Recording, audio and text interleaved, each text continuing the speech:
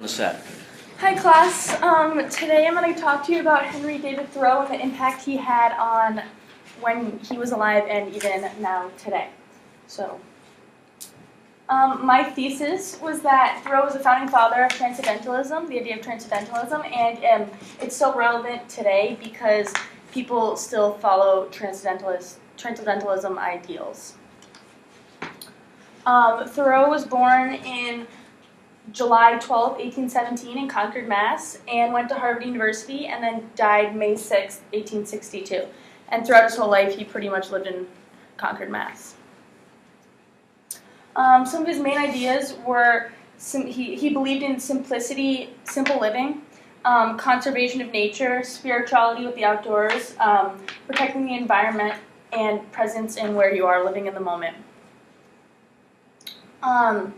He's famous for coming up, like I said, he's the father of Transcendentalism. So he's famous for the ideas of Transcendentalism, and I have the definition. It's a religious and philosophical movement that was developed during the late 1820s in the eastern region of the United States as a protest against the general state of spirituality.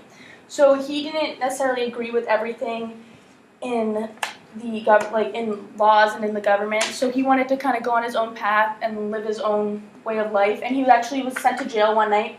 And in jail, he wrote the essay, Civil Disobedience.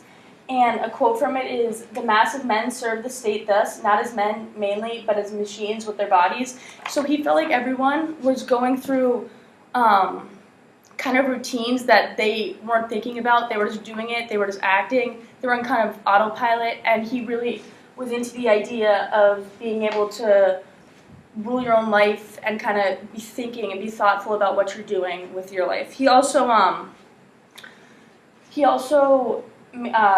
went to a cabin in the woods, and so you probably have heard about that if you've ever heard about Henry David Thoreau.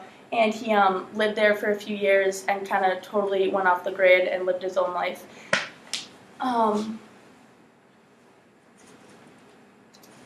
I have my work cited, but before that, I just want to say how it's relevant to today, somewhat even more than it was relevant to society back then, because today we have all this technology and all these things, and we're so used to just living in autopilot and just doing what we're told, that it's really important that we take a minute and think about the actions that we're doing and how they impact the society around us and how they impact the environment. And also, he kind of started the whole idea of environmental awareness. So obviously that's something that we really struggle with today, and we're all into recycling now. So I think it's something that we think about on a daily basis, but we don't necessarily know that we're thinking about the idea of Transcendentalism. But now you know where it's from. Thank you.